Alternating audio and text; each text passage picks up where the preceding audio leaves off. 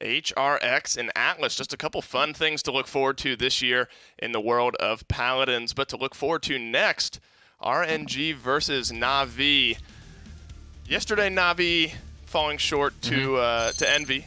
Yeah, kind of just barely though. Today. It was a very close one. In RNG taking the win over Kanga. So two teams. It's unfortunate, I think, that Na'Vi fell the way they did, but RNG, I think, put on a really good showing. Yeah, and I think as much as I preach never sleeping on your opponents, I did a good bit of sleeping on Renegades yesterday. Yeah. That was just not what we expected. The big story we told is that it is going to be a lot of this Renegade roster, which is a third-place roster, who brought in two new guys who have done historically worse than even they have, but yet they beat a team that has done historically better than them. Kanga used to be able to beat the Renegades. They bring in two guys from two teams that were even more successful than Kanga, but it is Renegade that were able to kind of win the day.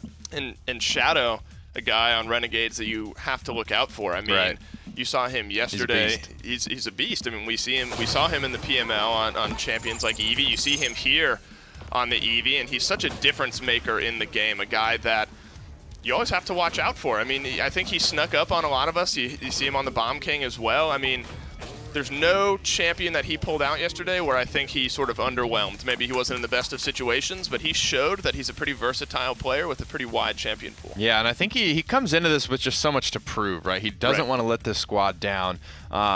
The story being told is that he is still filling in for Loki until Loki can get his affairs in order. I believe a Canadian player having a little bit of trouble making it over to the U.S. So does this become a legacy situation, which is one of our console players from Flashpoint that we talked about, who he came to fill in for a weekend, ends up having this incredible performance, and then just says, all right, well, you know what? You're going to be main roster now. Right. We really like what you're bringing. And Evan and I were talking about how this is a tight-knit group, so I think that's a tough conversation for them to have. But Shadow brings a lot of the things that the Renegades and, frankly, North America has been lacking. North America has historically lacked a lot of blaster players, and Random Noob is the first one to kind of come through and own that space.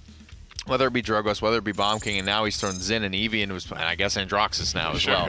He's thrown the Xin and Eevee, and Shadow is one of the guys, especially watching after yesterday, who really owns Eevee when it's time to play something, to play what you're most comfortable with.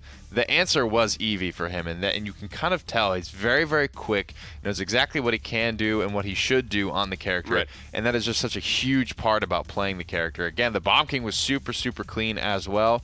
So he's bringing kind of the best of a lot of worlds, and I think the Renegades should seriously consider keeping this guy on, if not as just a substitute player, for when they really, really need a strong blaster presence that they haven't otherwise had. Right.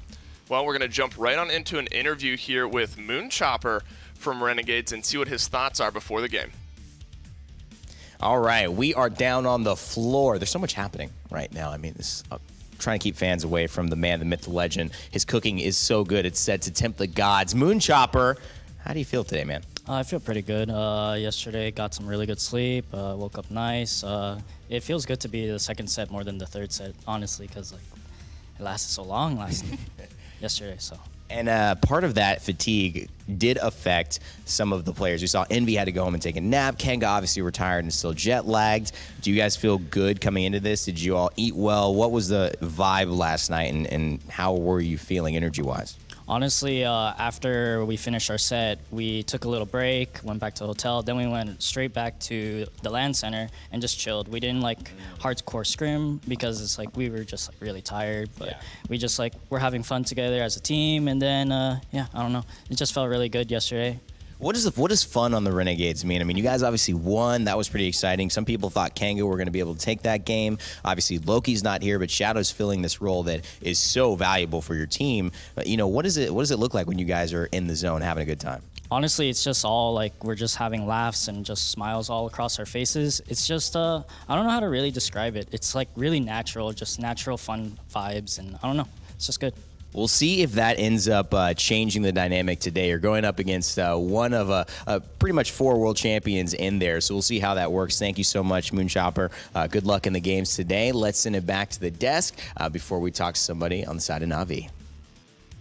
So, all fun being had on the side of Renegades, and for good reason. I mean, they go up 1-0 here in the PPL, so that's obviously a great way to start. Then you have to look at the opposite side. You have Na'Vi, who kind of unfortunately had to go against the defending world champions, Envy. I mean, we were all happy to see that matchup. They would maybe have preferred somebody different, but they put up a really good fight against them yesterday. And Zerini, one of the guys who filled in for them, did a great job. Didn't even look really much like a substitute. I think he really meshed nicely. And the amount of, I don't know, chips that Na'Vi placed on that basket, so to speak, was pretty incredible for me to watch. Specifically there, that was the best play of the tournament yesterday, I think. Zerini coming in, getting the power first pick, and then having the impact, winning the fight. And not only winning that fight, but that was the most important fight of Jaguar Falls, hands down. So he gets the champion, he gets the moment in the most important fight of that game, and he steps up to the plate in every single aspect and just completely knocks it out of the park. I believe that was the game that Na'Vi did, in fact, steamroll Envy. Yep. One of the few moments that Envy did not look quite themselves in yesterday's set. No, and he'll look to continue that momentum into today. I mean, although they fell yesterday to Envy, I mean, they did play well throughout that set. Would you say that more of the same from them would end up in a victory here today? Yes, I do think so. I think historically they have been far above what the Renegades have been able to put out. I think even with that substitute, given how proven and how incredible he was yesterday. But I think the Renegades are certainly a threat now to be contended with. A lot of the conversation was sleeping on them. And again, I've been preaching a lot that you can't do that. So I'm going to take my own advice here and say that the Renegades, certainly after what they did yesterday and with the momentum coming into today, it would be a different story, I think, if they lost that matchup against Kanga yesterday, but they didn't. They came, they had a really, really good set, and they're coming off a win. They're coming off a good night's rest and good vibes, as Moonchopper put it. Well, Renegades is feeling good, but we're going to jump over to an interview with Zerini to see how Na'Vi is feeling today. Thank you, guys. We are here with Zerini, the substitute, filling in for Mutu right now on Natus Vincere. Zerini, how do you feel about your performance yesterday? We talked a little bit about, before this, what you were doing last night, prepping for the game, but just how did yesterday go for you in this first kind of LAN experience? Well, we weren't expecting anything. We never played together before, so we were expecting, maybe one game. We got two, and we even could feel it game number 3 as well. And I mean, we're happy. Envy is the world champions. They're really, really good, and we'll keep on improving, I guess. A lot of respect given to Envy. Envy gives the same respect to you guys as well. But Phoenix seems to be that guy who's always vocal about whether things work or don't work. You mentioned he kept you up for hours last night working on strats, working on your role. Obviously, you're taking his role. What did those conversations sound like, and what was it like working with him? Well, it's always fun to play with Phoenix. I've never played with him before, but he's MVP. No matter what, he's the in-game leader. The flex now, going away from aggro tank to damage. It's just I can't believe anyone doing that. Our strats, it's just I don't know. You just think about what you're supposed to do and what you're not supposed to do, and just try to be more flexible, I guess. That's my my take. Well, you had a great set yesterday. Congratulations on just being here in this moment. We're going to shut the interview now, send it back to the desk, but I do appreciate you talking with us, and thanks again. Good luck in today's match. I hope you guys take the win. That's going to be it for us here with Zerini, the sub for Na'Vi. Let's send it back to the desk and get ready for the set. Well, both sides feeling good. Yeah. Both teams saying they feel good. Na'Vi, even after coming off a loss, still feeling happy with what they accomplished yesterday. So both teams looking to carry that momentum over into today. And I think Zerini is kind of the guy to keep your eye on. I think, Phoenix, Spunky, Lazy, that whole roster, tried and true. Zerini is less of a question mark, I think, today than he was yesterday. We weren't sure how he would fill in. Obviously doing a great job yesterday. Expect more of the same today. But it'll be an interesting matchup for sure on both sides.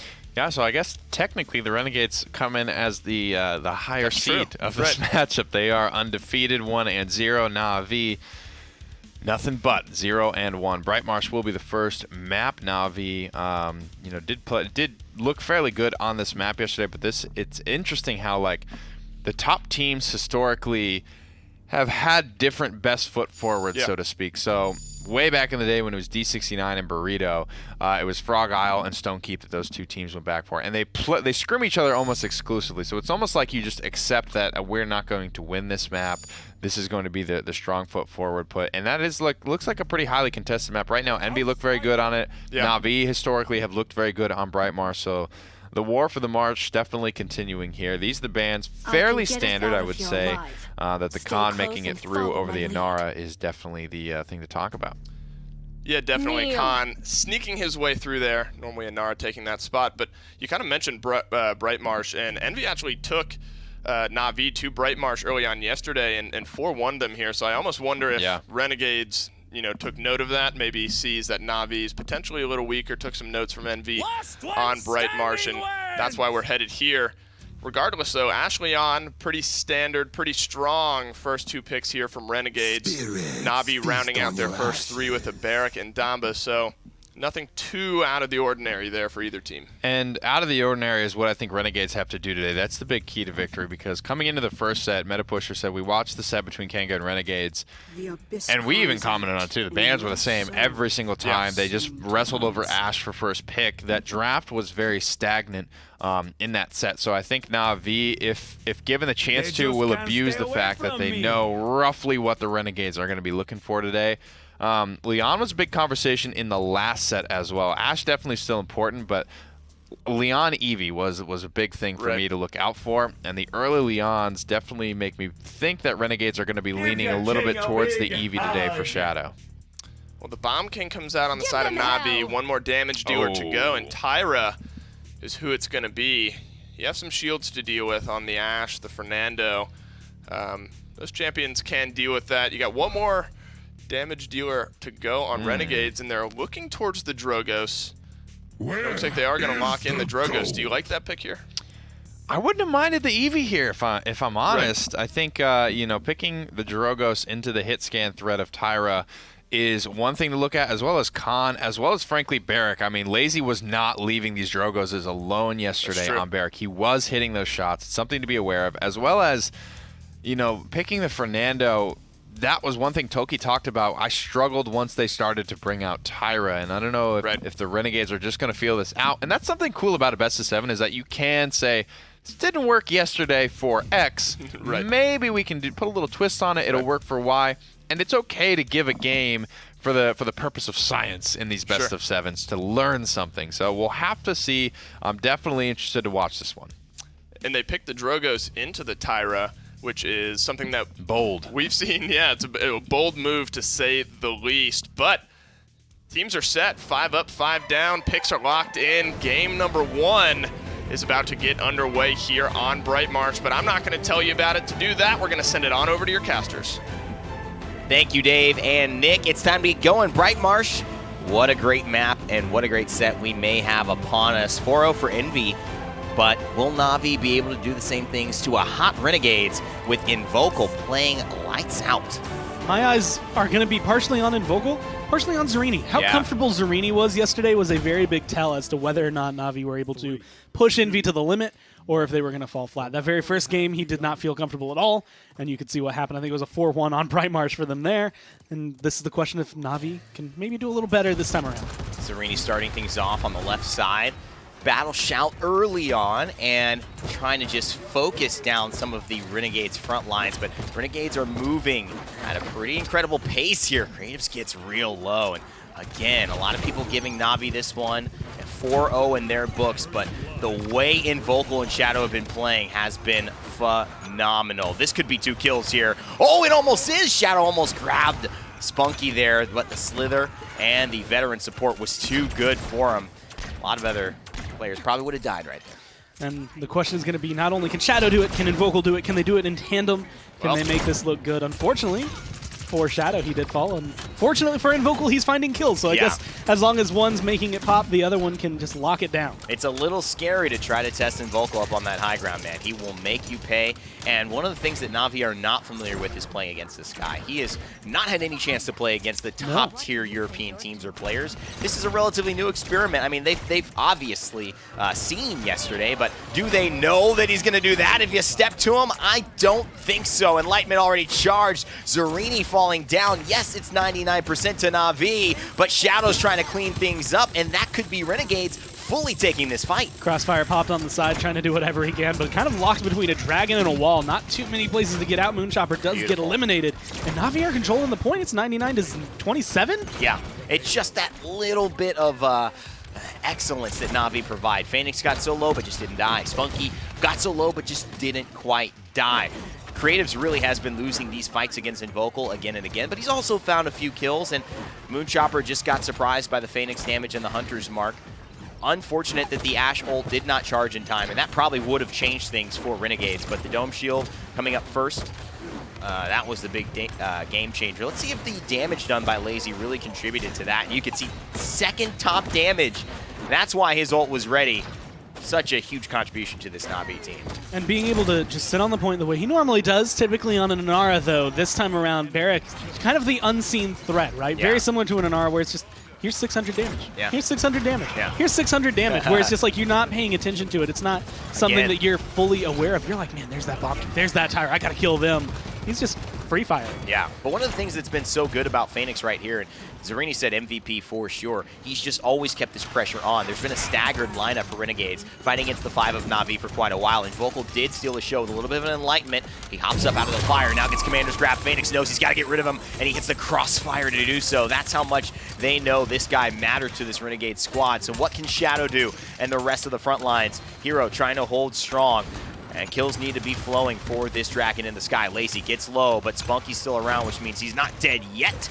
That's going to secure it, though. Fire Spit will be good, and that'll force Na'Vi back.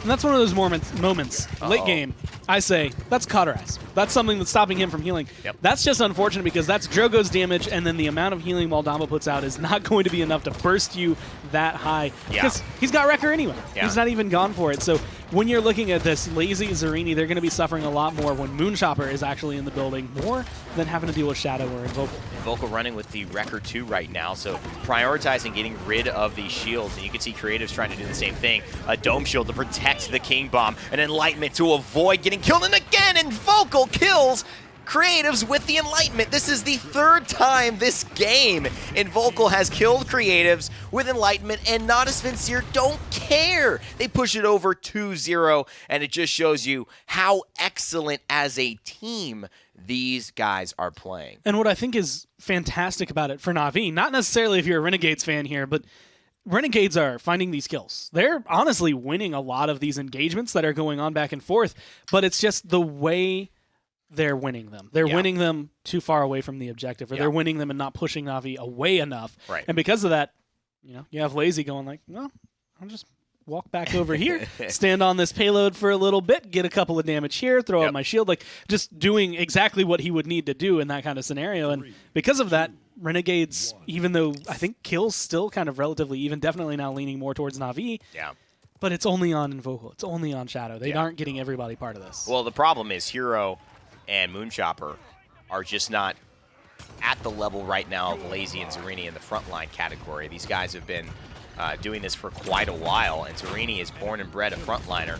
So the fact that he's able to roll, swap for Phoenix and fill this in, he's put the time in last night, but he's also just so naturally akin to that. Moonchopper more of a DPS flex when he entered into the scene, and now taking the role of frontline, not easy, but he's done a great job thus far. Creative's getting caught out, though. Vocal almost had the kill. He loves to play in that back line. Moonchopper, though, trying to create the space, just not enough. He's going to go down as well, and Vocal now gets the Hunter's Mark. So much damage. He's going to get in the Enlightenment, and this is just to buy time. The shield comes up from Hero to protect Invocal, and the Convergence also to display a little bit of pressure, but it seems like Renegades are again melting. There's going to be the Immortal just trying to stay alive and have that presence, because Zerini, while he was fighting and dancing around earlier and still doing it, has been capturing this objective to the point where no one on Renegades has been able to touch. They're worried about the fight. They're not winning the game. But they do have the Ashe ult, and this... Oh, no, Moonchopper. He waited to... Wait a second. I guess they called it off. I'm not going to say that that was a misplay. It seems like they just called off, give it up, and maybe try to defend. They've been playing well, having moments, but Natus Vincere's pace has just been phenomenal, and they've just had a hard time killing Lazy, and especially Spunky, who is one of the slipperiest snakes in all of Paladins. And it's, again, back to the same kind of theme where they're fighting on the side. And admittedly, Renegades, out of the bat, they are winning the fight. They get rid of the 2 damage dealers. They completely take the pressure that Na'Vi should have off the board. And unfortunately, that's what happens if you let creatives go crazy. He's looking for a 4th. And he's almost got a 5th, too, but that's all 5 dead for Renegades. The pace, the pressure, the confidence, they knew exactly what they were doing in Game 1 with this pick.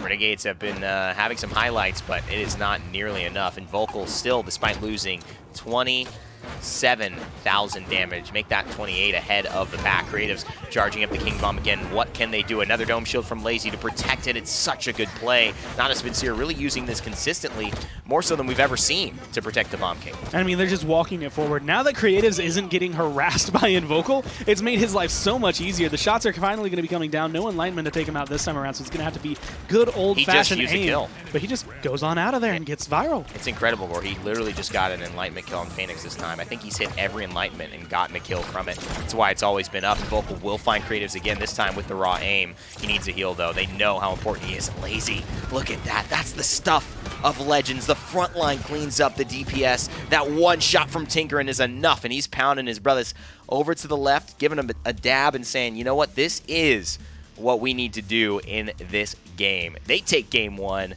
and have Renegades looking a little shocked.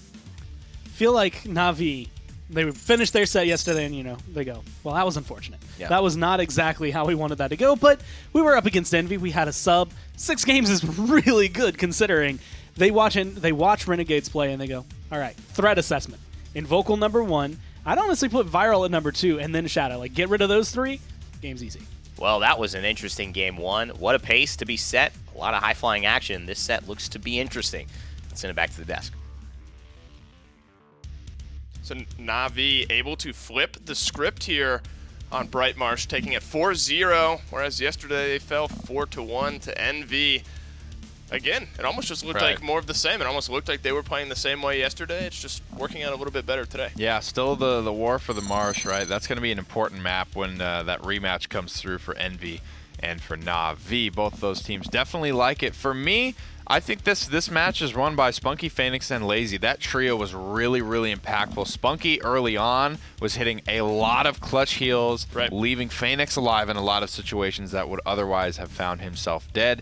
I think Lazy was finding so much damage and hitting a ton of shots, and somehow finding a way to stay on the objective and just be ever present on the point, putting that 6th man, so to speak, in play against the Renegades. He's 8-3 when it's all said and done.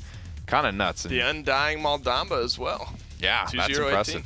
I mean, that's always something to be looked at when I think he had 66,000 damage. Creatives was high 50s. I mean, when you have not only 2 damage dealers, but a 3rd coming at you, 11-25. That's going to be tough to deal with. 2.2 KDA, 57,000 damage out of him. I guess this happened down the stretch. I was going to say, I only saw Creatives die this match. I'll be real.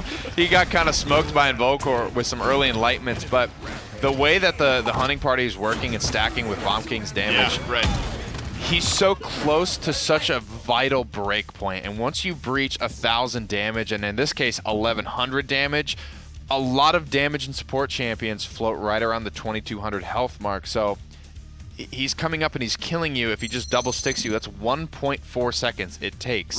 And a lot of times, if it's in the heat of the moment, you don't even realize that you're being stuck by Bomb King, so you could potentially be insta-gibbed. It's a really, really tough combination to play against there, and Creatives, despite having some early deaths, doesn't let off the gas and continues to find frags and ends up going positive, even though he did die a lot in that game. So Na'Vi finding the draft that works for them. They made it work, obviously, very well. Looking at the other side, though, I mean, Invocal and Shadow, I mean, they still played well. I mean, they certainly not up to the same level, potentially, as they did yesterday. That could be matchup-based, but those 2 guys seem to still be the ones that Renegades are leaning on. Still really would have preferred to see the Eevee out of Shadow. I think it's a more comfortable pick for him. I liked it to shut Phoenix down. I think it would have done a little bit of a better job. I do understand that it's tough, and it's just as tough, though, as to play into Bomb King. You get 2-tapped pretty much regardless of Bomb King having damage amp or not. You have 1,800 health. Bomb King hits for 900 base, 910 if he sticks you. So it's tough either way, and I think Shadow probably would have done a little bit better. Lazy has shown great propensity to have Barrack be a very, very present threat for Drogoz players this season, so I think that's one adjustment they could have made, but overall not a bad showing despite the 4-0 slash line from the Renegades. Well, they have a chance to bounce it back now on Stone Keep. This will be Navi's pick after Brightmarsh went the way of Renegades, so Navi, despite winning game 1, still in the driver's seat here as far as the series goes. Don't expect too much weirdness to come out of these bans. Torvald, Grover, pretty standard, potentially target ban on one of the guys on Navi, but don't necessarily expect to see too much funny business here. Yeah, and that's going to be more of a problem, I think, for Renegades than it would be for Navi. If the bans continue to be exactly the same, again, this would be the giraffe that Navi essentially had to practice and learn from yesterday. Right. So if Renegades continue to serve the same dish to Navi, then I'm pretty sure that they'll be happy to continue to eat it. Right, and I mean that's what Metapusher was saying in the interview this morning, is that we saw Kanga draft out or ban out the same things every single time, and Renegades was on the opposite side of that equation. I mean, they were essentially banning out the same things every single game. The Drogoz ban changes things up a little bit here. Makoa Grover keeping it the same on the side of Renegades. Now it's up to Navi to set the pace. Does the Drogoz ban tell you anything about what direction they may be headed here? They might be trying to force Shadow into an Eevee or a Bomb King. It keeps the Ashe Khan conversation open as well.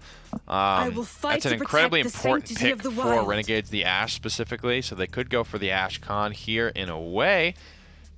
I don't know, it doesn't tell me too much. The Drogoz didn't seem like a problem for them, so it seems like one of those bans to just ban something that the Renegades like, but more importantly, keep more things open for Navi to pick, as when your first pick, if you can have power picks survive until that second phase of your selections, then you can get more important stuff. Right. Well, potentially trying to make Shadow just a bit more uncomfortable. Felt like, even though they lost, he was still a little too comfortable in game number 1. Ashe being hovered, can't imagine that would change here, as well as the Damba.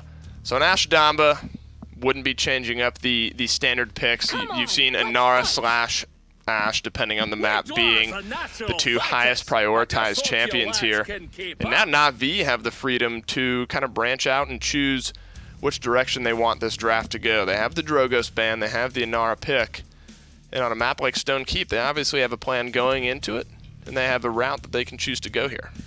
They go for the Ashe Barrack fairly early on, maybe thinking that Lazy really wants to just continue to Barrack here, but at this point, with Inara already picked up, it feels like Navi have their point tank locked in, so they would, with Khan still open, just go to Khan and grab that for Zarini. But with now it's the conversation of Renegades already have their tanks. Navi have no need or pressure to pick Khan unless they want to wait and see what Renegades kind of pick a little bit later into this one. So it will be the latter. They do not select the Khan despite him still being open. That's true, and that's a really good point. I mean, unless Renegades wants to go with the triple tank, triple front line, there's no reason to expect that Khan to go off the board. It's going to be the Genos instead. Still one more tick picking away. It's going to be one more pick ticking away, excuse me. Genos Cassie rounding out 3 and 4. So lacking one damage dealers. Renegades, damage dealer, potentially another tank coming up here for Navi. Anything you expect to see? Leon Khan is what I would probably put my money on here for Navi. Tyra is still open for Phoenix. He has in the past played Shaolin's, Leon's, and Tyra's. This season it has been almost exclusively Tyra, so unless he's feeling froggish, I don't know how far he will leap away from where he has been, which is on the Tyra here. There's no direct flank pressure for him right now, but it will be the Leon all the same. Well, Leon Khan, you call it? Leon Khan it is. So Navi gets all 5 locked in. The Eevee coming out, as you had hoped, for Shadow here, but you're going against a Leon and a Khan and a Bomb King on the side of Navi. How do you feel about these lineups? I think Navi's is a little bit more solid. I like where the Renegades heads at. They're not forgetting about Genos, which I think could end up being a really nice niche strategy this season for the teams that can figure it out. So Renegades investing in something that certainly is not dead this early on. could be good for them later in the season when nobody else has quite figured it out. Well, Shadow has played the Eevee a good bit and done a great job. We saw some highlights from him coming into this game. But the Leon, the Khan, nothing to scoff at here. Na'Vi kind of setting the stage. I think they feel comfortable on this map. Game 2 is their choice. Na'Vi in the driver's seat, looking to make it a 2-0 start here in set number 2 of the day. Let's send it on down to your casters to get it started. Yo, yo, yo, it's Stone Keep in the building. And it is a building. It's actually comprised of several buildings, which are more castle architecture than anything else. If you take those individuals buildings together and you put them together, would you say that you get a keep? I would say that you could keep that assumption and probably roll with it. Like Bomb King's ult. Oh, I like that. Or does. like your wicked, fast, comparison skills. I was trying to figure out where I could equate roll with it. Yeah. And that is the only one I could come up with. And so creatives do me proud.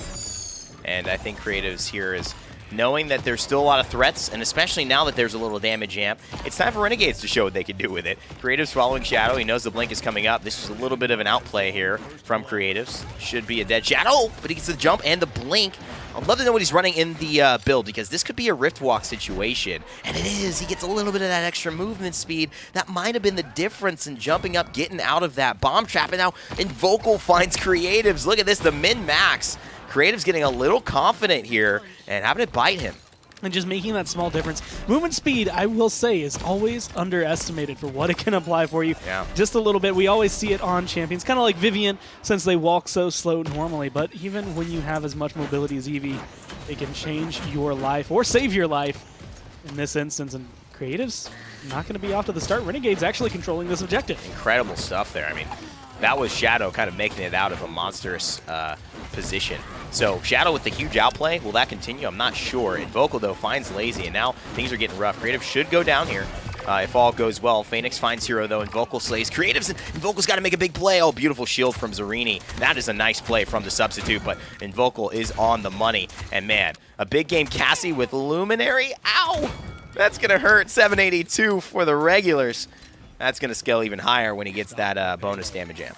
And that's just that unfortunate moment of creatives goes in. If he doesn't die there, maybe he can help Zerini, maybe save him out of there. Keep a front line available to stand on the objective.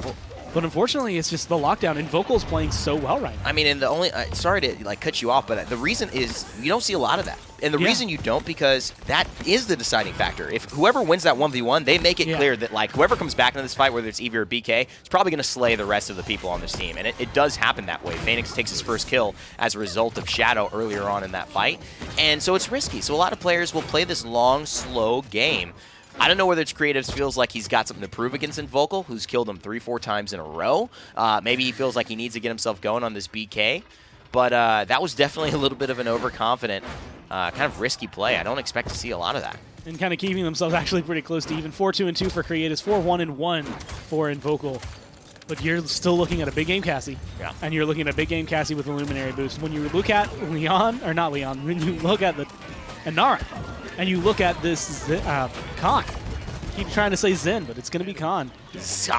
He is not going to live long. This Cassie is not going to let them stand anywhere near an objective without any cover. Like, even if you're squishy, you have to be pretty worried about these big game shots and the damage that Invocal's going to be outputting. Dude, I'm telling you, man, this guy's playing like the best damage dealer in the world right now.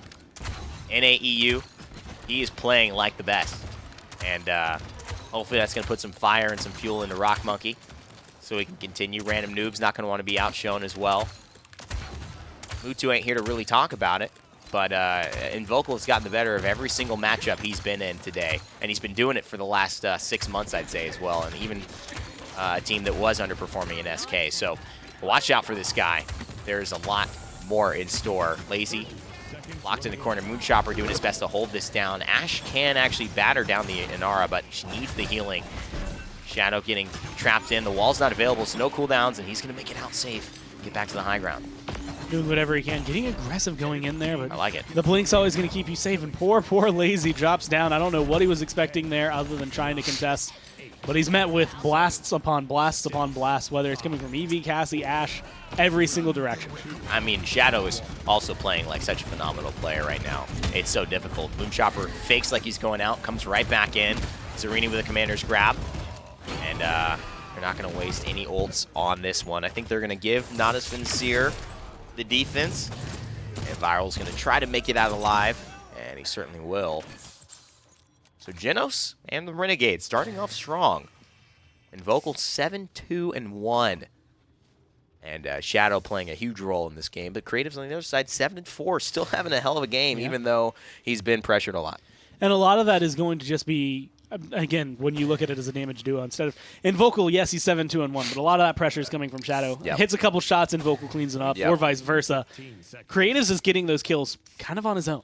Yeah. There's not that much pressure coming down from Phoenix, and you can see him in the bottom right, like trying to figure out where do I go, like what do we aim, what's the strategy here. We need to get rid of Invocal. I think that's going to be like their first and foremost thought. Whether or not they can do it immediately is going to be the big difference maker. They have the shield pops ready in the record. But are they going to be able to, apply the little cauterize they have and make sure that he dies? And definitely want to get rid of this Eevee. Shadow pokes his head out, almost dies instantly. This is a rough angle as Phoenix has it, and they force him off the high ground. I like Viral's decision there. It's a little shot on the top of the head. Shadow's going to go ahead and take this high ground, which is a beautiful spot to fight from. He's got great angles. He can poke, but he drops to the low ground, and now he doesn't really have the cooldowns. If they aggress onto him, this could be trouble. I would expect a Dread Serpent from Spunky if things do go poorly, but it's not charged up. Here's the King Bomb. It's not going to hit anyone. Creative's making a very strong play, and it will at least find the kill as a result, but have they overcommitted, Gore?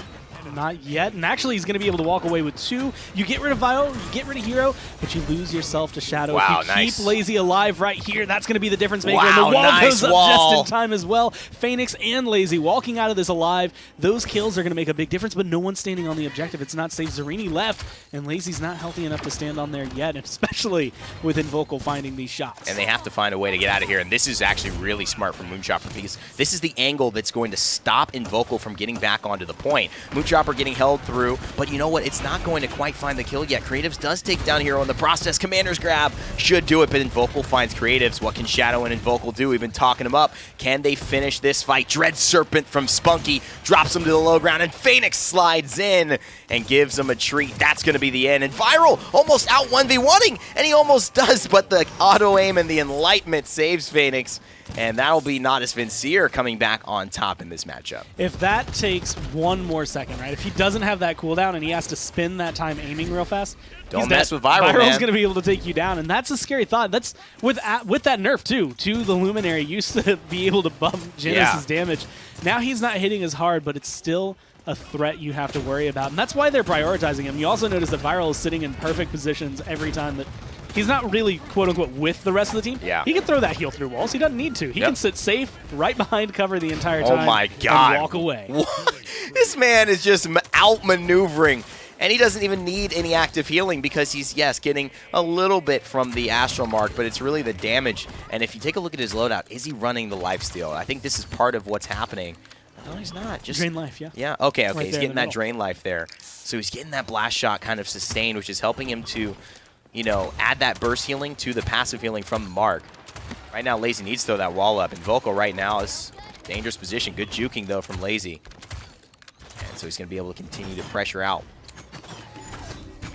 I think one of my favorite things about Cassie lately has been the fact that with some of the talent changes she's had, being able to run kind of versatile loadouts, any talent you want. Yes, one talent so far, Big Game, has kind of stood out above everybody else.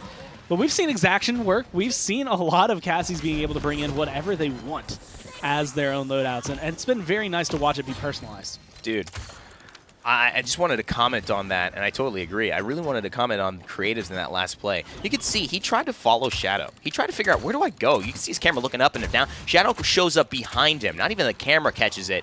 Creatives is stunned, and Invocal and him collapse and get 2 kills immediately. This is a scary thought, but I mean, the way that Renegades are playing right now with Shadow and Invocal, this synergy, I mean, it would be tough to see this go away. I love Loki. I think he's a great player. But, I mean, this is something that Shadow is just, this Eevee play. It's incredible to watch. And I'm going to say the same thing right now as I said yesterday. I'm going to wait a little bit as the King Bomb comes through, helps find the kill. They're pushing this one forward. 10 seconds left on the clock. And Shadow's going to be in a trap, out. but not enough to die. Oh, but he buys time. That's all he needed to do here. Now Moonchopper can ult, but I think they're going to save it. He's going to just shoulder bash, and it's 3-1. But they're going to have ults here. They did use the King Bomb for it. That's an ult that, you know, is pretty good at zoning. And help Creatives to get into that back line. The tracking here, a beautiful shot. He's actually getting some health from the Drain Life on that as he shoots to the side of the shield. Just great min-maxing from Invocal. And one of the things that I was thinking of, and what I wanted to say at the end of that was, yesterday I was saying for Zerini, when you have a phenomenal performance as a sub, that has been, in the past, ways we see some of the players in the Premier League and the Console League, like all over, those players become a mainstay roster player. They get picked up, they're like, you know what, you have proven yourself, like we think there's better synergy with you than with what we had, so we're going to keep going with that. Shadow, I think, is in that area right now. I think so. Shadow is in that... Man, I mean, are we going really to be able go? to get this with Loki? Like, is it going to be the same performance every time? Loki's great, but is it going to be the same performance? Is it going to be as stellar? For me, it's not even about skill. It's about the champion pool, and Invocal and Loki overlap a little bit. And I think Shadow just brings a lot of depth, and that's not common in North American teams to have the blaster depth the way that a lot of European teams do, for whatever reason. There just haven't been as many mainstay Bomb King kind of top-tier mains and things like that in North America than they were in EU. Invocal finds a kill here, but despite all this great stuff and great talk, Renegades haven't been able to just kind of close the deal. They've been having these great plays, but again, something about Natus Vincere, man. The quality, the execution, and really I have a couple of thoughts I'll bring towards the end of the game, but we'll see what Shadow can do here to kind of try to bring this back. It's 3-1. He has to go into this. I don't think he can get away from this. 32 damage. It's just 32 health, excuse me. Too little. Sneeze from Bomb. Yeah, too little to get out of that one. And it's going to be just enough to find him there, and that's putting Na'Vi on a track to be able to find this as a 4-1. And that's, again, ridiculous to think about it. And I'd actually love to be able to see the slash lines more time just because of the way things have been going. The stun. Invocal's 13-5, but Shadow, unfortunately, negative 6-9-9, and that's where things have been going wrong. Shadow had a great performance, been great at distracting, but he's been locked down. But is this game over? Somebody's got to be on the point right here. Overtime is going on, but Creative's just holding it down. Now Moonchopper's here, doesn't have the ult. The big problem and the big amazing play that, oh, here's the Dome Shield, so we'll see what happens here. This is trying to get off last time. He's got to touch onto the point, but he can't min-max it. Unfortunately, if he steps in, damned if he damned if he does, he'll die. If he steps out, he stays safe, but he loses the game. Either way, the game is an L and a win for Na'Vi. The Ashe on Moonchopper, it's not quite there. And Ashe is such a hard tank to play. It really takes the best of the best and the most experienced to min-max that situation. He is getting, unfortunately, too many deaths to really sustain. The frontline pressure with Zerini on Natus Vincere is much stronger right now. And so we'll see how that adjusts heading into the next game. Game 3 coming up in just a bit. And Game 2 in the books. Signed, sealed, delivered. Na'Vi winning 2-0. Series-wise, 4-1 there on Stone Keep, and Renegades showed a little bit of, they showed some fight there. You had Invocal on the Cassie doing huge things, tons of damage coming out of Invocal, but Na'Vi just seems too clean almost. They're just too clean. That's exactly what I was going to say, actually. In that first round, that should have been a push for the Renegades. I think they got 2 picks uncontested, and then I think Spunky ended up killing Hero or something like that. Yeah. Even with that kill from Spunky, that has to be a round that is cleaned up. You have to push that against Na'Vi, being the Renegades, or you're not going to have a whole lot of hope for winning that game. They had really good moments for sure, but again, it comes back to almost the way that Kanga Envy set looked, especially on Warder's Gate. There was moments where Kanga can and should have probably won that game, just cleaning little mistakes up. But that just comes with being a new team. This Na'Vi roster is very veteran at this point, very experienced playing together, and it gives me a lot of hope seeing what the Renegades were able to do even in these losses. It might sound dumb, but they're losing well today against Na'Vi. That's always the important thing is, if you're going to lose, one, realize that it's to one of the best teams in the world. I mean, you could argue that obviously Envy is the defending world champions, but Na'Vi is just as veteran. But recognizing that you're losing to a great team and then taking something away from that. But it's a long series. I mean, it's 2-0. You have to get to 4 in this case, and Renegades have a chance to maybe learn something. You got 1 point in that last game. You had 0 in the first game. So you're finding a way to find some points, but it's finding a way to a win that Renegades needs to find here today. And we talked a little bit about how that draft was a little niche. The Genos drafts are going to be a little bit niche here, especially against the way that Na'Vi likes to play. Na'Vi and most of the European guys still are known for that style of being a little bit more passive, sort of not really making the move, sort of like just absorbing the blows, but staying on and near the point until you make a mistake, and then they sort of move in for the kill. So with that Genos, I think Renegades have a lineup where they needed to win that fight almost flawlessly to actually come out on top of Na'Vi. Yeah, but it's hard to fight flawlessly when you give creatives the Bomb King. He played it on Brightmarsh, did well, played it here on Stone Keep, and did just as well, finding himself some double kills, finding himself the kills that would end up winning them the game. So that's something you have to look at as well, is that the Bomb King has gone over to creatives twice, and he's made your life very hard 2 different times. It's not on paper one of those matchups that you would think would be very easy to blow up an Eevee, because Eevee is very hard to take out of the sky. But where it does become easy is that you can just 2-tap her and do what creatives does very often, which is kind of just catch you off guard. You don't and that happens with Bomb King. That's sort of the way of the road. You get taken off guard. You don't really realize he's there. In the heat of the moments in these battles, there's so much other audio coming into your mix that you don't hear the little like as you get stuck. I don't have F dot here to do it for me today, but I mean, you can't get taken off guard, and playing against a Bomb King of this caliber is just something that Shadow didn't have to do yesterday, so that's going to take a little bit of adjusting. And again, I think Renegades are losing well right now. 4-0, 4-1. Hell, let's shoot for 4-2 here on Splitstone Quarry, dude. Best case scenario. Let's get it. One at a time. It is back in their court, so Splitstone Quarry is their map pick. You know, teams go here to sometimes slow things down, and I think that's exactly what needs to happen here. If you're on the side of Renegades, you've lost 2 quick ones. You found a way to find some points in the last game. This is a map where, on defense, you can really find yourself some points, take it potentially 3-3 into that final point fight. But I think they need to, you mentioned this early on, I think they need to throw something interesting out there. Not necessarily change up their entire draft style, but maybe an interesting champion pick, maybe an interesting ban, just something to kind of change up the standard. Because they need to learn right now. This is a great learning experience for everyone involved, to be honest. And they're doing a little bit, right? They pick up the Genos last game. They forced the Barrack pretty early, so they're taking that away from Lazy. I think was actually a really good move for them. I don't think Lazy looked quite as comfortable as he did on Barrack as he did, or on Inara, I guess I should say, excuse me, as he does on Inara, where he normally is really kind of taking over the game with Barrack, landing a ton of shots.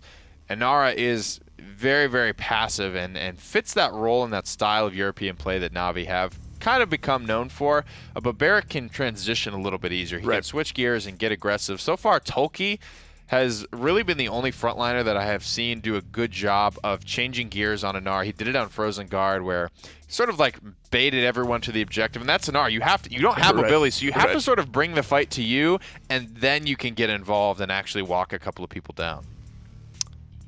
So the Ashe getting taken off the board here. That leaves Grover available. Grover's been in ban prison all day today, so you'd expect one of these 2 teams to go that route. Renegades has the first pick, if that's the direction they want to go. Barrack, as you were saying, has certainly made his impact here today, so one of the 2 teams likely going that direction as well. I really think, okay, so they do pick it up, Grover. It's not super plug and play for me. I think you still need to pick a composition around Grover. I think you need to pick a composition around it that's going to make sense, especially on Splitstone Quarry. Where you play is extremely important. I think you can't afford to get super far away from Grover, so I think that's things like, unfortunately, a lot of what's banned. I think Khans, Ashes, Bomb Kings, Tyra's even, mid-range stuff, Cassie, Ruckus, things that can stay close-ish together and be very effective. And almost a death, not a hard death ball. I think you can have a flank in there, but I think death bally stuff obviously works very well with Grover. Cassie works well with most anyone, so good pickup here for Renegades. And that's not surprising. And Vocal did great things on the Cassie at the end of last game, at the beginning of last game as well. But not surprising seeing her go out back to the side of Renegades. There's the Barrack pick going over to them as well. And Cassie's good into somebody like Ruckus. You can shred those shields. Good into Inara too. It's a good pickup here for Renegades. And while I think maybe something interesting needs to come out, I think the Cassie is a fine pick. I think with Vocal playing the way he is, that's not necessarily something that needs to be changed. The Damba It's going to be pick number 3 on the side of Na'Vi. Creatives gets his Bomb King again. See it my way. So what does Shadow do here? That's the question. Right now, Eevee is not going to have a great time walking into what I imagine is going to be a fairly close-knit group of individuals. They do hover the Fernando here, which I don't hate at all. Again, it's sort of in the same vein of that Khan and Ashe. Renegades have been trying to continue to use it as an aggressive tank, which Tolkki hasn't necessarily given his stamp of approval on, and Vocal will sort of be This is a hot team. It is like a maybe on this team. Knesset Yeah. nowadays. Shadow could Shadow definitely on the play Cassie. the Cassie. Yeah. Yeah. That could be a little bit of an adjustment, but again, I don't think it's something that Na'Vi can't handle. I think Right. when Hecate did this to Na'Vi on Splitstone Quarry, it taught this Na'Vi roster how to play against a sniper pretty effectively on Splitstone, how to stay out of line of sight.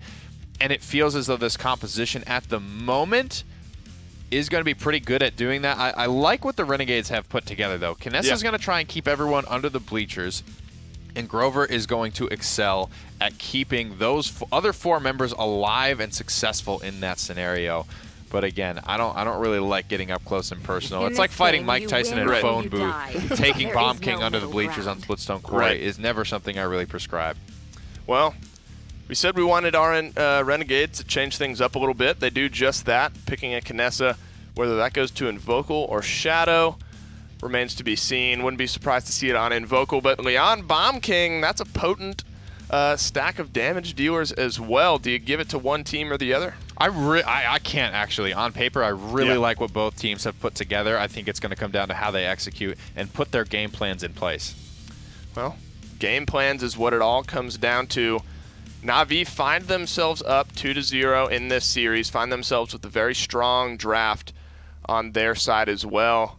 On the flip side, Kinessa Cassie looking to throw a bit of a wrench in the mix as we jump into game number 3 here on Splitstone Quarry. The Renegades pick, trying to tilt things back into their favor. Evan, Gormizer, have some fun.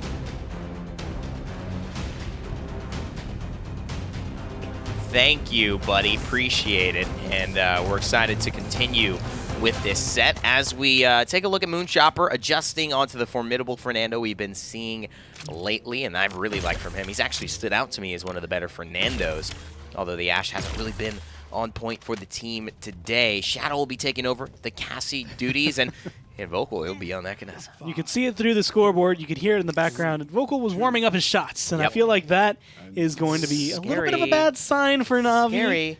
Although they are in a good position, they won't be able to box him in the long ground.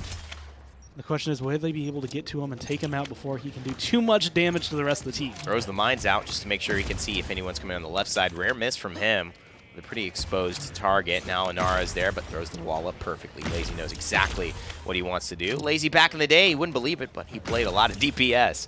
And in fact, kind of invented the Lazy ult, the Bomb King ult that was heard around the world for a couple of years, but switching onto this frontline role in Na'Vi was really an amazing thing for him. He kind of remade his brand, so to speak, and he's just been phenomenal taking his aim to the frontline role. Phoenix here, normally the frontline, taking his aim to the flex role, which he's done for Na'Vi quite a bit, and will continue to do today with Mutu absent. Not having the best of times. You have to stand around as Leon. You can't get on the balcony where you want to, because if you do, Kinessa's going to headshot you.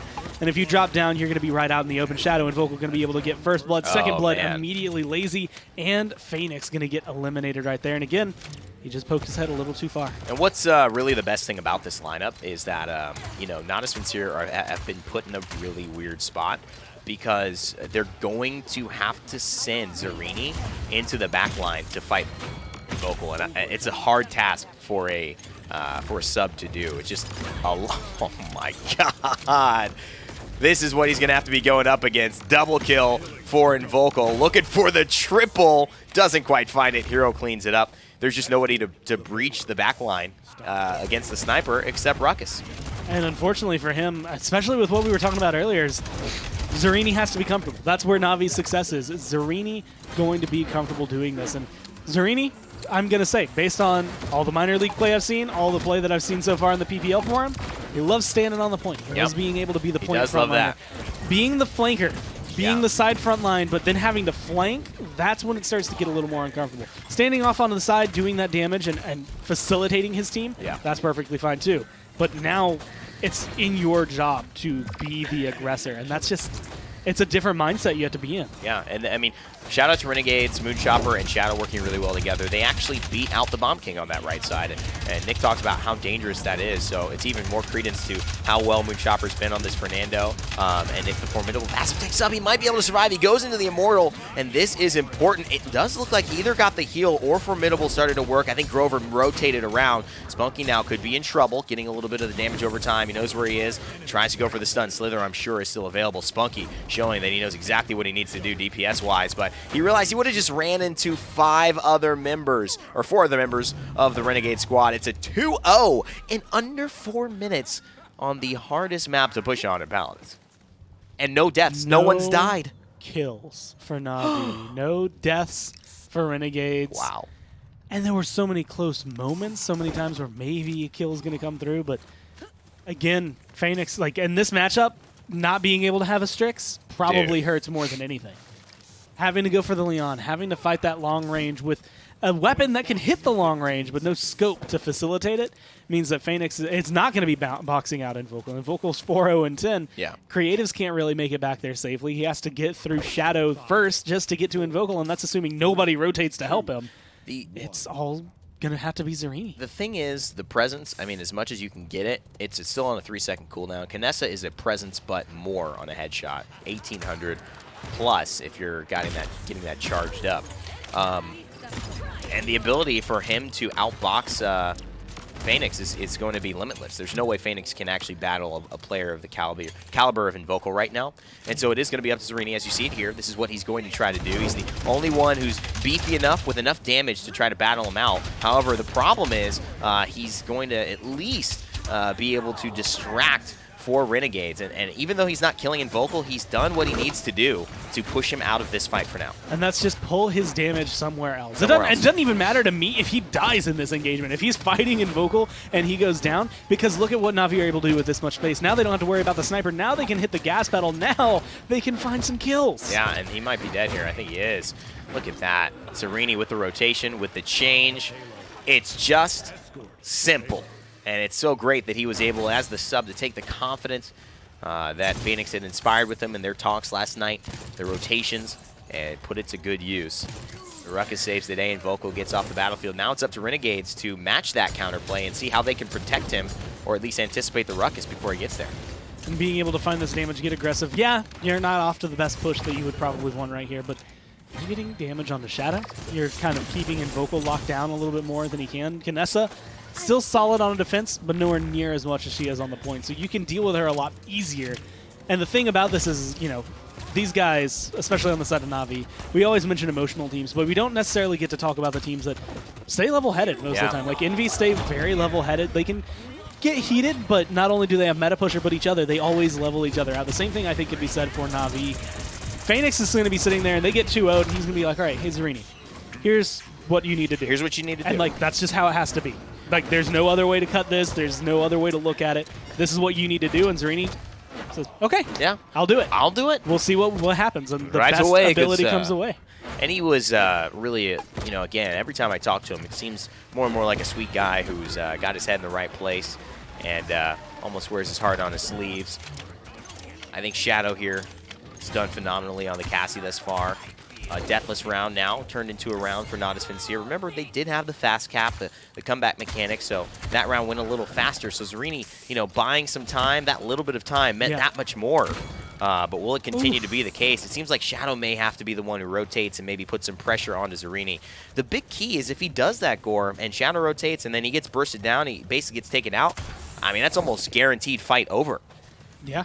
I mean, you have then 2 DPS that, first off, are already honed in. Yeah. But no one to fill that side tank role. I mean, who's going to be able to help Lazy? Yeah. He's going to go down, and once he's down, like, the healing's not going to be enough. Cauterize is going to be coming online the longer the game goes. Not only that, but the damage is just too much for him to handle. Already 2 COT 2s, 3 COT 2s on the side of Renegades. Shadow's working on his own as well. there's not a lot of places for Lazy to hide. It's going to have to come down to, can Spunky keep him healed up? Yep. And can Zarini buy him the space? And a lot of respect here, too, from both sides. Respecting the shots coming from Shadow and from Invocal, and Invocal respecting the pressure coming from Creatives. They back off, give enough space, they hold at the next choke, they kind of push themselves back to really hold by the base this time around. And it results in a much harder fight for Na'Vi because they aren't overextending. The Kinessa's staying out of the reach. That's the benefit of this lineup. It's hard to get to Kinessa. And Lazy with a perfect Earthen Guard kind of cycle of abilities there, but Invocal's just too good, makes him pay. Now he's getting a little aggressive because this is the right decision. You have to finish them off quickly. Zarini falls, Phoenix still alive, but going to fall very, very soon to Shadow. It's 3-1 for the Renegades. One more point, and they're taking a game off Na'Vi. I'm going to be completely honest. Renegades yesterday surprised me. Yeah. Because I was like, okay, these guys are really good. Like, they are actually a genuine team. And they were always good. Yeah.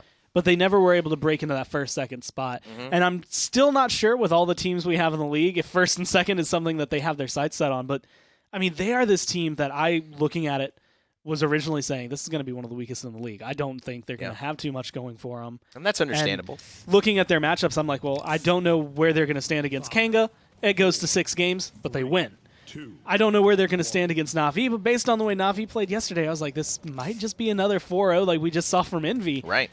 But now we're starting to see not only the signs of life, but just how good these players truly are. And I think being on LAN has given them that ability to shine just as bright, or if not brighter. That was a mistake. I think Zarini went too fast, and Vocal's just ready for Zarini. Oh my god, but a beautiful play. It's the Rockets and the no fall off, and Vocal bets it all.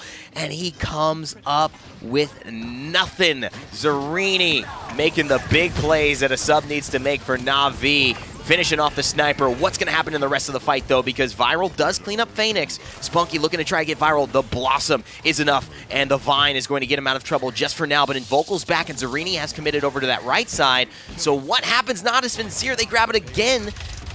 This has been just deja vu.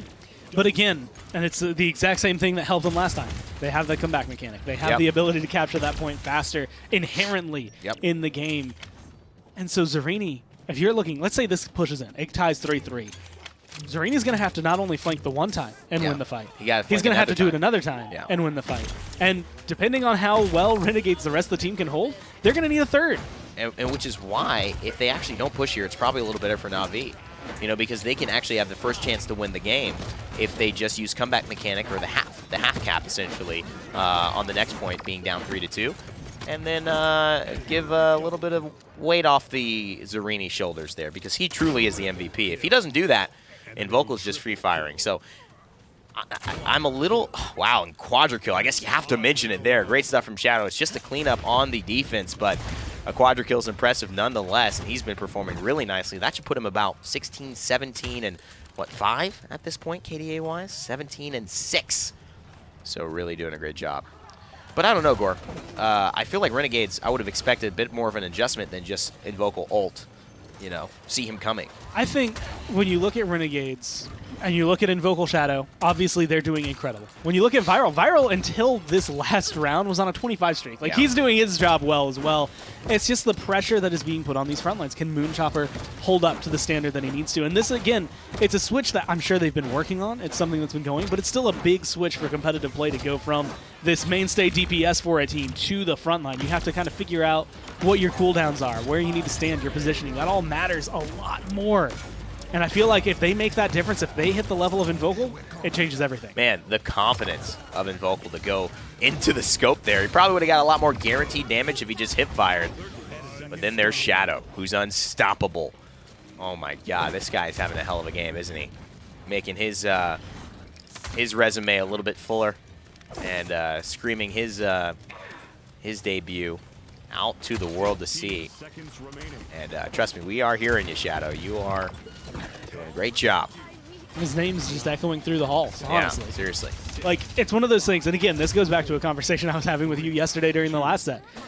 I want to see Hecate, Rock Monkey, Invocal. Yeah. I'm going to put Shadow on that list. Like, I want to see these guys that are known for how great they aim. And I just want to, like, watch them. Yep. Like, I want a camera specifically that's dedicated to just recording their screen. Yeah. And then instead of, like, rebroadcasts or other streamers, we'll just go from PPL to watching them aim for, like, 12 hours and then back into the competitive games. I love it.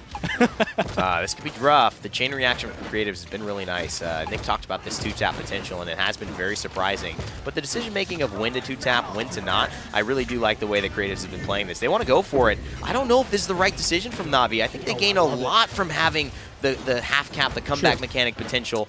This is going to make it harder for Zarini next round because they will have to earn a full point fight, but maybe the confidence of doing it 2 times in a row will get them into the victory. I mean, some way, one or another. Maybe it's confidence of we've captured it 2 times in a row. Maybe it's fear of what are the odds we can do it again? Right. I mean, you know, they always say third time's the charm, right? You have to be able to make it that third try, and you have to deal with, and it's not just Invocal anymore. You have to deal with Shadow. Yep. That specific kill onto Phoenix was both of them together, but that's showcasing just how deadly they can be if you get them working. You have to distract one on one side, one on the other side. Make sure their damage can't affect each other. Make sure they can't play off each other, and try to eliminate that possibility because they're both doing incredible things. What I'd actually like to see is Shadow's been going right side, I think. I'd like to see him go left. I think I'd like to challenge this Ruckus. I mean, big game against this Ruckus has been really solid, or at least hold this left side. Someone needs to help with Invocal. It's 3-3. Eyes on the sniper and the Ruckus really the key here because we know Shadow's gone right at this point. We need to know where Zarini is. He's in the back line. He's heading towards Invocal right now, but where's Invocal? Where's he gone? He's gone too far. Zarini's plan worked even though Invocal tried to make the adjustment. None of the other Renegades have really done so. They've just decided to push just as far. Phoenix looks like he's going to fall here. A little bit of healing from Spunky, but the cauterize on Moonchopper is enough. Zarini now in the backside, and Renegades look like they can hold, but you've got to maybe hit this Immortal here or die quickly. There's no way to contend. And they're looking for the kill, Gore.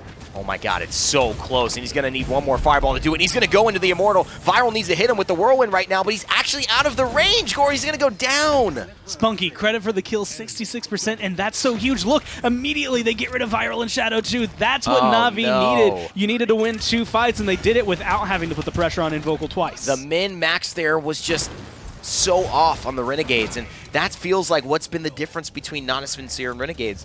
The potential is so there, but they've just had these small moments that they cannot get their way, and it's unfortunate to see, but it just feels like the clarity in their direction is what's missing, and maybe this is that Loki factor that he brings that clarity, but we haven't seen it. Well, I think one of the big things that Na'Vi are kind of reminding everybody, especially in those moments where it's like, man, this is so close, it's so contender, like the fights are going crazy, they're still Na'Vi. They still understand, I want to say just Paladins at its core, 5, like yeah. where exactly to find, like, okay, well, if we do this fight, we get this objective, that's how we win. And like, it's just methodical. Even without Mutu, they still have the robot. Well, let's break it down. Game 3 was a stunner, but goes the way of Na'Vi yet again. Game number 3, officially in the books. Na'Vi taking it again. Better than 4-2, 4-3. No, that's right. I mean, we said little improvements each time, and they didn't only do it on defense. They won themselves some point fights. They did win themselves some defense. We'll look at the stats here in a minute, but I actually think that Na'Vi were negative across the board going into that final fight. Yeah. Renegades were playing better. And that's for most of that game. A really good way to kind of define this set right now. The Renegades have some incredible players on this roster, but it's just going to take more time as a team to come together, right? Na'Vi can be on paper losing games but still winning just because they're playing the map and staying on this objective longer, and at the end of the day, that's all that really matters. So really great job from Na'Vi just adjusting, right? That's another thing that the Renegades will get with time. I definitely think they should hold their heads high after what they've started to accomplish here today. We've still got one more game to play. Maybe it's the one where they start to pop off. And you're right. Look at this: 5-6, 5-7, 2-6, 6-13, 10-12. Everyone is negative from Na'Vi, but they still win the game. And this was the big play from Zarini. Yeah, I mean, Zarini filled those Ruckus shoes very well in this game, and I think that he was a big part in this final team fight you wanted to look at. This is the really critical. So the fact that he makes it right around that corner is like, it's already super unfortunate because that would have been a huge kill for Renegades. Then Moonchopper elects to dive on it. And the freaking shield cooldown comes up, and Zarini lives again, and it forces Moonchopper to say, I need this kill. So he pops his ultimate to get a little bit more time, but it's still not enough, and Zarini stays alive and comes back to haunt them in way too many ways. So it's a really unfortunate moment there for the Renegades, because I think they didn't play that fight badly. I think they really did make confident moves and counter moves. You saw how I think it was Shadow and Moonchopper way in the back line of Na'Vi, putting pressure on Spunky and Creatives, getting kills as well. Phoenix puts a nice sequence together to kill Shadow, but at the end of the day, I think, God, those guys did really a lot of great stuff. The Renegades just coming up literal nanometers short of that final team fight, I feel. I mean, think of like the butterfly effect. I mean, if the Ruckus dies, he's not able to push the Barrack with a Hexafire. Yeah. And Barrack's not a quarter health trying to get a touch on the point. It's just... It's tough, man. It's just inches. Damn, bro, that sucks. It's just unfortunate falling. It really was. I know. There is no other way to put that than unfortunate for Moonchopper. I think he made the right move by diving on that kill, because he can't just let that slide, and then the cooldown just comes up at the worst moment. And it's just unfortunate. There is no other word to use. But you have to keep your head high as well if you're on RNG. They're playing well. Because now you're not losing 4-0. You're not even losing 4-1. You're losing 4-3. They're going to go to Ice Mines, Time to win. Is a standard map. I guess or a similar map. At this point, it's been in more sets than not at this point.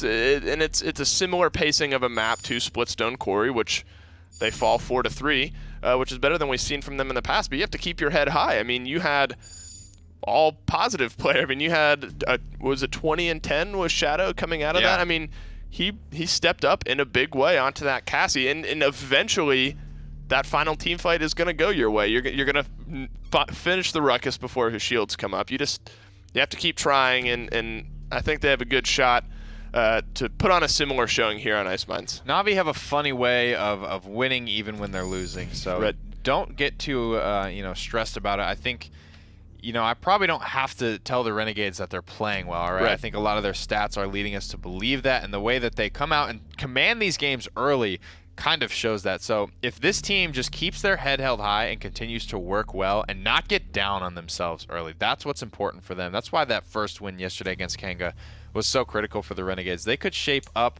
to be a real contender this season because everyone is sleeping on them and nobody is taking them seriously out of the gate. I've heard a lot of the kind of scrim talk is underestimating these guys, and they're showing everyone that is certainly folly. Well, you got to take it one game at a time. Looking to find win number 1 here in this set on to Ice Mines. Get the reverse sweep started. You got to go through the Fernando. You got to go through the Inara. Couple stalwart tanks to start off the Na'Vi lineup here. Ash on the opposite side as well. Bomb King. So Bomb King gets taken out at the hands of Creatives. I think he played it 3 in a row up to this point. Didn't do as well in the last game. Still found himself the win. But the Bomb King now flipping sides, headed over to the Renegades. And the early Fernando is the big question mark for me. I don't know if Na'Vi are trying to work their way towards like a Drogos or something like that. But I think the Renegades make a nice adjustment as well by taking away the Bomb King early, forcing Creatives to finally do something else in game number 4. He's played it every single time. They go for the pip too, which is really cool. It's the amount we've seen it in the minor league to the lack of translation here in the Premier League has definitely surprised me. I did expect to see more pip than we have seen. Well, I know one thing you wanted to look at in our minor league broadcast this upcoming week is how they maybe emulate some of the meta that we see rising up here in the Premier League. So, interesting to see the pip coming out up here in the Premier League as well. Saw him a couple times yesterday. His first time making it into the lineups here today. Leon is going to round out the Renegades lineup. Ash, Bomb King, Damba, Barrack, Leon. Na'Vi on their final pick here. I think this is the dream lineup for the Renegades. If I'm being completely honest, I really think this is everything they wanted. Maybe an Inara could improve this. I don't really know their tank players' preferences that deeply, but I think the Barrack is a really good takeaway from Na'Vi. Again, though, the early Fernando, what what is the purpose of this? Right. This feels very up the sleeve for Na'Vi, and I'm curious to see what they do with it and how they play it. So you like the Renegades lineup? You're I love interested it for them, yeah. in the Na'Vi lineup? Ice I Mines like- is going to be our map. Yeah, I like the Renegades lineup a lot more, but this lineup from Na'Vi is strange, and I'm Right. just it's Makes you so scratch your strange. head. It's not Right. one pick. It's a lot of these picks are now having me saying, what are they up to? Right. What this smells funny to me. I don't like the way this looks, so I want to see what they do with this for sure. Well, if there's a team who can pick something weird and make it work, it's probably not even weird to them. This is probably a standard pick for them. Phoenix up there. Everyone in is his so penguin suit. stern on the Renegades, Yeah, I and know. man, Hero's laughing his ass off. I love it. Ice Mines Rock Band taking us away. Game 4 is on its way. Evan, Gore. Yes? What? I mean, he keeps calling us, and he doesn't answer back. And I'm just like, dude, stop. It's a prank call. I mean, even now, You're look, an adult he's just now. ignoring us. You have a suit Not on. even saying anything. I mean, it's unbelievable. It's just rude. I gotta block this number. Anyways, Phoenix here on the Yomi. Lazy on this Fernando. A little different because Lazy actually, although he's playing point tank, Serini is as well. And they've been pretty consistent in keeping to their roles. So this is probably the most unusual swap for both of them. And maybe it's because of the intention to try to stave off any Grok play with the Fernando shield blocking that. Maybe it's just because they feel like the corridors and the fireball is going to be a really nice thing for Lazy to be able to utilize. Either way, though, Creatives here backing him up on this left side. So far, so good. First blood goes to Invocal, though, so now they've got to be careful. Moonchopper still winning the trade here with the Nando, and now some damage coming in from the other side. Here's that shield that he loves so much. And there's a lot of good pressure you can get from Pip, but I feel like losing Zin there loses a lot. It honestly kind of puts you in a close. really unfortunate scenario. Moonchopper playing the angle that Ash needs to play on this map. She can knock you off easily. Yeah. And if you get rid of Lazy, then this becomes a very easy capture for Renegades. But as of now, it's still been pushed back and forth and back and forth. The question is going to be really who can come out of this one alive. But he definitely knows how to work this because he's cycling the shield, he's cycling the shoulder bash inside, he knows the kinetic burst cooldown, and he knows his dash cooldown. And what an amazing kind of min-max from Lazy, knowing the game so well in and out that he can still guard that edge but not get knocked off, which is the threat that Ash brings. Do not expect that from your Fernando in ranked games, please. That is not what you should be holding the standard to. Evil Mojo already charged up, and though Hero makes it out for now, it looks like Natus Vincere are going to come out with what they wanted, which is the objective. You know, I'll do what I did yesterday and say that that was a stagger kill. You know, Yeah. They wanted to make sure that he wasn't there around. It Oh, wasn't missed baby. shots because those are what the connected shots look like, and that is what they're looking for, and it's perfect. 2.5 minutes, he can charge this up easily. Oh my God, this is beautiful stuff. Natus Vincere are rolling, and this is I don't blame Renegades for going here because they went here and had a 10-minute, sub-10-minute game that they won on Kenge Esports to kind of push things in their favor in the momentum of the set. And here, it feels like they just haven't really been able to figure out that right side. Moonchopper could not get through Lazy and the Pip. Pressure here. Ice Mines, it's always going to be a very difficult map to try and figure out how to break through. And the thing about Na'Vi, and we were kind of talking about this before the game came to us, but that's just that they're riding that line of Ice Mines draft. Yeah. Right? This is not something that I think on any other map you can't put it somewhere and be like, yeah, it's going to be equally as good, except maybe Frozen Guard. But even then, it's like, well, maybe you trade something like the Pip out for someone else. This is a Ice Mines kind of composition, but I want to see how much pushing power it has, because breaking this corner and then breaking the very last choke point into the base are the most difficult things to do for any team, let alone a team that is using a sub. And wow, Shadow lets everybody know that he's here. Creatives, unfortunately, is the one who was used for the message to be written on. And right now, Spunky just going to allow himself to be taken down. Not really much he could do with the pressure. And to the left is Serini waiting on the mount. Will they spot him out? Looks like a little bit, yep. Wow, this is a surprisingly low kill count game for Na'Vi, considering they just won a point fight. It is a lot of kills for Renegades. Only 3 deaths. Well, that's the thing. Last game as well, you saw 20 and 10 from Shadow. You saw things like, you know, it felt like 15 and 4 from Invocal. And everyone on Na'Vi was like 6 and 7, 4 and 5, and, you know, maybe 5 and 3. Like, there was almost everyone negative or even as far as their KDs. Na'Vi are just outplaying as a team. And that's something you can learn. That's something with experience and time and leadership. That's not about skill. Renegades are kind of dominating as far as the individual skill play here, which is really impressive to say the least. Trying to hold the up ground, high ground, balcony, whatever you want to call it. Looking forward. Phoenix has been kind of quiet, but this is a good spot to be able to get some damage. A lot of people stacked up, but he fell down, and he couldn't find that last strike, and it looks like a lot of members of Renegades again going to just kind of slip right through their hands and go back to the base and be prepared for defense with this chokehold's coming up. In overtime, Na'Vi have what it takes, but it's going to be so difficult. Yeah, it's going to be a lot.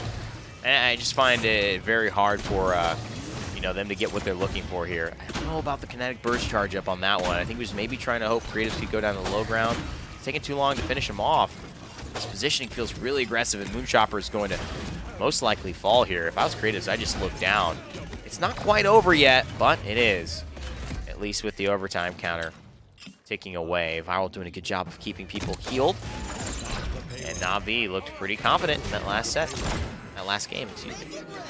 Just got to get rid of a couple players, and it's really the front line on the push. If you can get rid of the front lines, your push, especially in overtime, is going to stop. There's not much that a Pip, even a Xin, can do in overtime to keep that timer long enough for someone to get back. Master Riding is important on this map because of that, but it's only important if you're trying to get those pushes, if you're trying to get back into the engagement.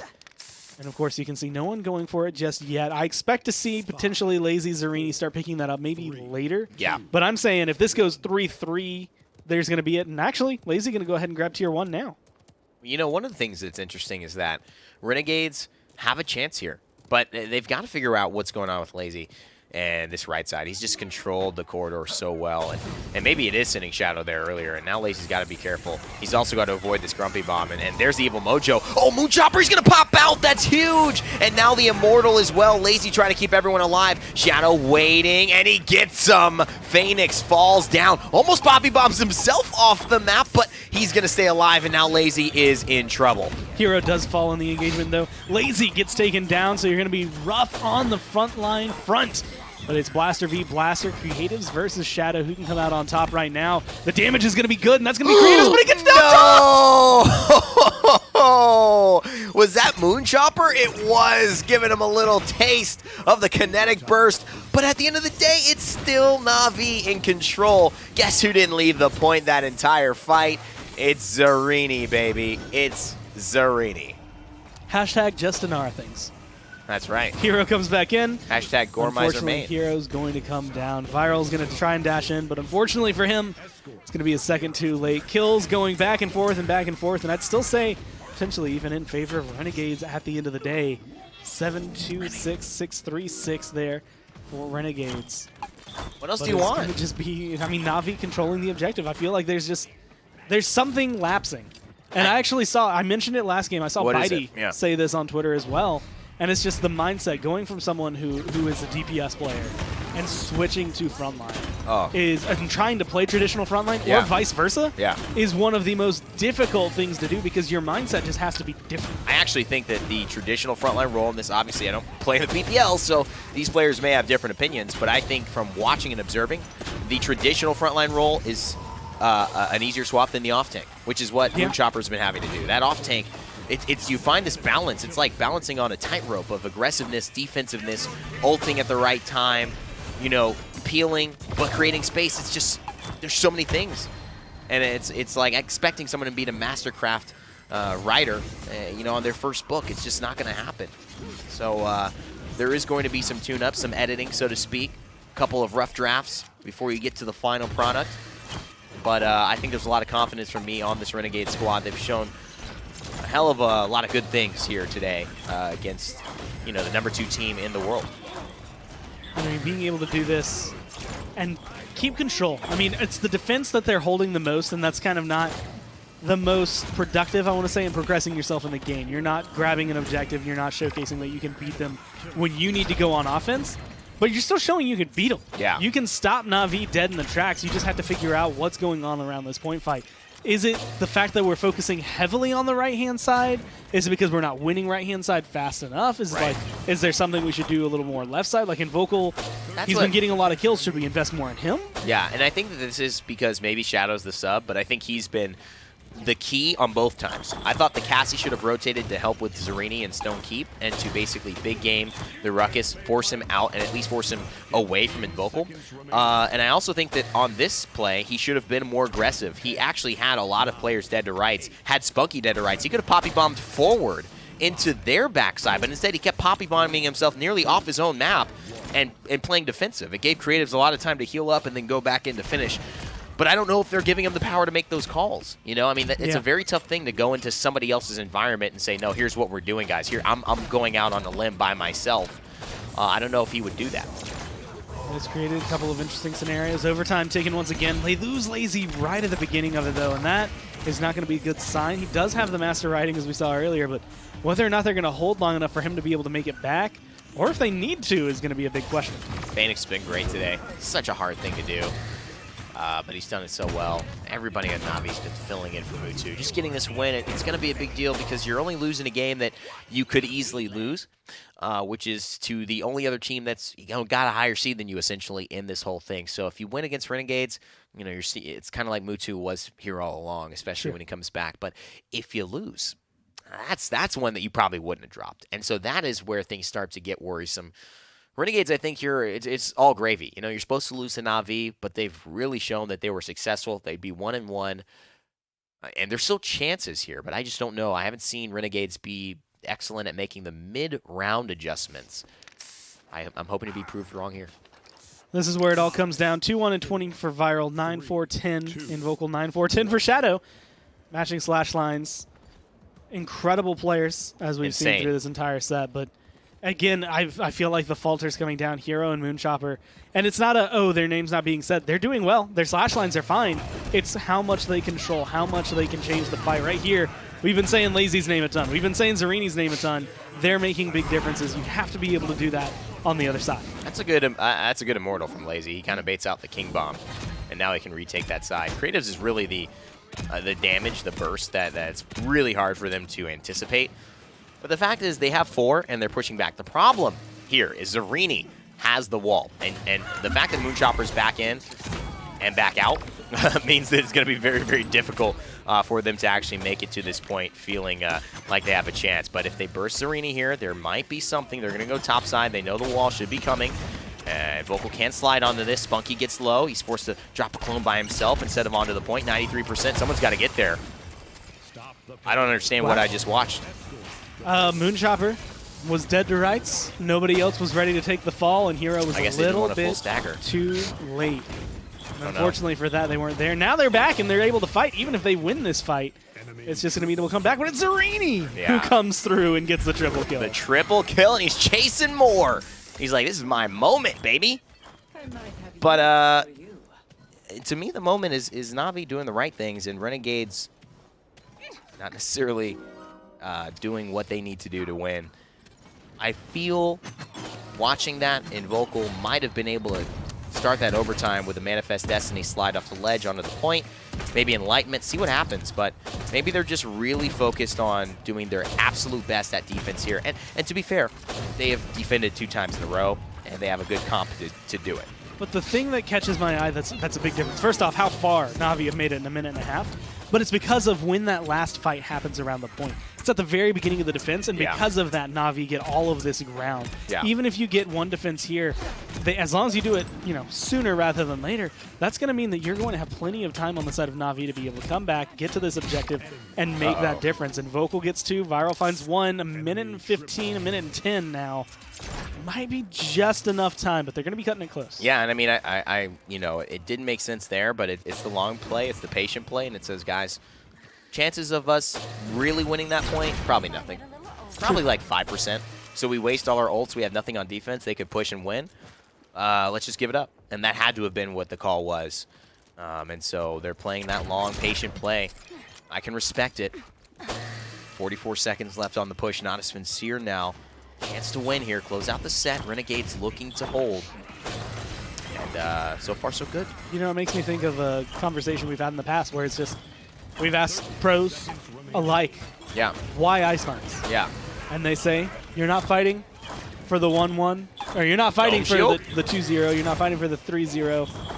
You're fighting for the 3-3 point fight. Yeah. And that's in my mind where Renegades were. Until I saw that Dome Shield, which kind of caught me off guard. They still maintain 4 ults. But I don't know what that one was trying to do. I mean, I guess they just couldn't lose Shadow there. I mean, that was a good dash. Oh, and Zarini misses a couple shots there. But Phoenix finds himself a triple kill, and Phoenix almost finds himself a quadra. It's going to be Zarini, who missed a few pellets, now going to be hitting the last. And Moonshopper will have a nice overhead view of that push going in, and Natus Vincere winning. It all went weird with the Dome Shield that early, and maybe they realized the pressure was on, but did not get what they wanted, and the seismic crash really set it up for everybody. Great stuff, and Na'Vi, they'll claim their first win, actually, of the PPL. And it kind of feels like Moonshopper. I think that was the second time today that I've seen that ult. He goes up, and it's like, cool, you can contest up too late. It was just a second too late and not able to quite collapse and land where he needed to contest to let his team have that time. That's not a good feeling lost because you know you did so well in so many different areas. Yeah. And you kept it close. It's not an easy thing to do, but it is going to go the way of Na'Vi after set 2. Let's send it back to Dave and Nick to wrap things up. Na'Vi finding their first win in the PPL. Going 1-1 here. Yeah, good for them. I didn't know it was going to happen this season. Real underdog story here. Yeah. Coming out on top, finding themselves a win. Perseverance. Hold your heads high, though, Renegades. Yeah, I think they definitely. played a great set. They definitely put up way more of a fight than I think I give them credit for. Again, so this is a team I'm done personally sleeping on. I think they can be a real contender if they keep their heads down and continue to grind and improve as a team, especially after the way things went on Splitstone Core. You got to say, I mean, if they just clean up the strategy and maybe rotations and little things there, they certainly have the aim. They have all the mechanical skill necessary to defeat a team like Na'Vi. And looking at Ice Mines as well, I mean, it went much the same. We'll take a peek into the stats here. But Na'Vi were I think, negative again going into that final fight. And nobody broke 6 figures. Everyone's getting out damaged. It's just strategy. Yeah, that's really what it comes down to. The strategy, the rotations, not very pretty. Only creatives going positive for Na'Vi. And but you know what? They get a win, and they won't care about the slash line. Yeah. Phoenix, though, coming alive here on this Zen on Ice Mines, despite being negative, helps his team come out in the positive on the scoreboard. If he didn't pull up that triple kill there right at the end, he'd have been, I don't know if this is working out for us, Phoenix. We might need to switch this one up. Get your ass back on Tyra, boy. I guess what matters, I mean, KDA is 1.3. I mean, that as long as that's above a 1, I guess that's what the players will look at. Great stuff there, certainly, though. Running a little bit of a different style of Xin here, and then at the end, Moonchopper, he Phoenixed. He Ash ulted out of range of the contest of the payload to cost them the game. But fortunately, it didn't cost them the World Championship as it did for Phoenix. So I actually think that should probably be changed in the game. I don't think Ash should be able to, standing near the payload, ult and get out of contest range of the payload. It's almost akin to like the Inara wall was changed, so there's no like little funny business, small little window moments like that. And just a little personal editorial piece of advice for you there. Noted. Everyone take note. That's how I feel about that interaction. It cost Phoenix the World Championship, and I bet it still haunts him to this day. It might. But looking at the series as a whole, it goes 100% Navi's way. Is there anything that you can find in their game that you maybe not need to see, but maybe could be tweaked moving forward? I mean, they played lights out today. I mean, you can see on the last 2 maps, maybe not hitting kill-wise on all cylinders. When a team is losing and still winning, it's hard to say, you could improve this way. I mean, I guess they could kill more people, but if that's not the way that they need to get it done, that's not the way that they get it done. I think they're playing the game. I think there are a couple teams that are really starting to play the game on a different level, and it's those teams that have been together for a really long time and been successful for a long time. So the Envies, Navis, and even Nip. I thought Nip played extremely well in their first set, to the point where even when they weren't hard-winning fights, they were still winning the game just because of the way they were rotating, ways they were contesting the point, and the way that they controlled just the flow of all the champions moving around the map. So more of the same for Navi is what you want to see. Did a great job yesterday, a great job today. RNG, Renegades on the opposite side, falling to 1-1, still puts them in the upper half of the scoreboard, and you know, probably honestly more of the same from them. I mean, they played well today. I think you said it best after that game. Maybe some small strategic things to figure out, more of the macro game. The individual engagements seem to be going their way, stuff, for sure. But the macro game maybe more where they need to focus. I think you can watch the VODs back of this set and get a little bit more comfortable, maybe from the Renegades' point of view. Calling engagements are I guess, a little bit quicker. Getting back to the point to start contesting. They didn't have a lot of they didn't have Inara for most of this set, so that's part of it. And Inara can be really the rock that makes you win games that you were otherwise losing. Well, RNG falling here, Navi grabbing the win, and that means we have a couple of their players standing by for an interview. We're going to send it on over to Spunky and Phoenix to hear their thoughts. Yep, that's right. It's Phoenix, Spunky, and you guys have now gotten your first win in the PPL, which I'm sure feels amazing. But I actually I'm wondering, we're looking at the slash lines, we're looking at the damage, and you weren't finding crazy kills, you weren't really putting Renegades down in the ground. You still find a 4-0. What was it that really let you pull ahead in this set? I mean, the objective of the game is to cap the point and push it in. And they were playing a team deathmatch game, but we were playing the proper game mode. Ooh, ouch. Shots fired there. That's true. That was really rude, and that's a lot of drama.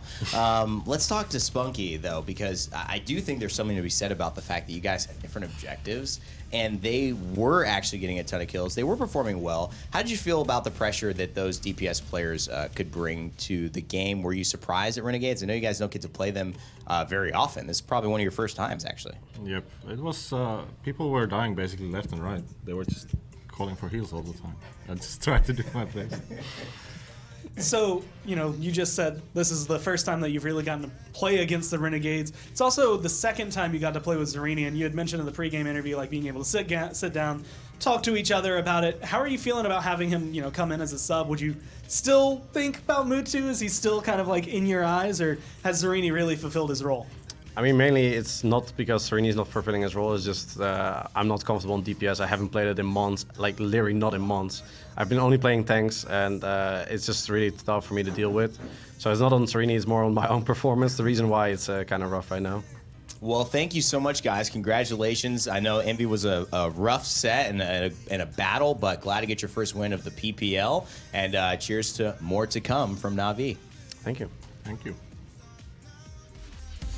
Brought to you by Skillshot, Hi-Res Studios, Evil Mojo, INAP, SteelSeries, Respawn.